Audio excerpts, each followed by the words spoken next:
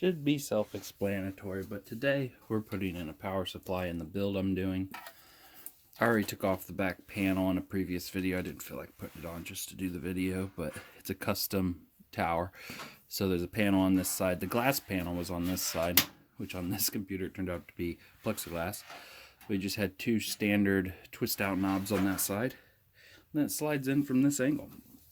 It's just a standard power supply. This one's 350 watt. Not really pushing it on wattage with this computer because it is a small one. Make sure you got all your cables. Just put it in there. There is a screw that's over a little bit further. Notice that one's all the way over. Make sure you look at the back of your computer. That one's all the way over. That one's over a bit further. So if you flipped it upside down, you'd need it over further, and you can't do that. It's built for the really long power supplies, which I don't know why people even buy them. But we're just going to slide that in there. Notice it's cut out right here for the power supply to slide right in. There isn't much more room for it other than that. It should have come with some screws. Just line that up, push your hand against it, and keep it up there tight. Mine came with screws that you normally don't use to put this in, but it'll work. Put the first screw in, don't tighten it all the way. Again, don't tighten it all the way, because you need it to move around so you can put the other screws in. Put one across, and then you should feel comfortable with just letting it hang. After I get all 4 screws in, then I will tighten them down all the way.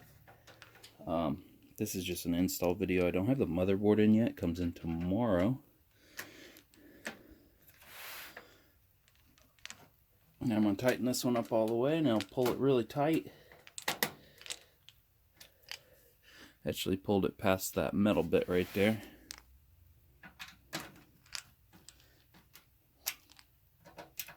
Just hand tight.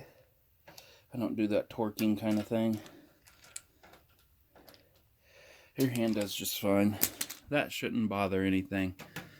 Would be nice if that was black, but it's not. And that's installing it. It's not even touching the bottom down here. I don't know if that's just this tower or what. It's got vent holes there on the bottom for it.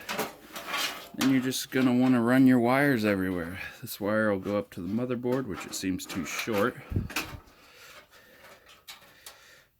All these seem a bit too short, but hey, there's a port right here.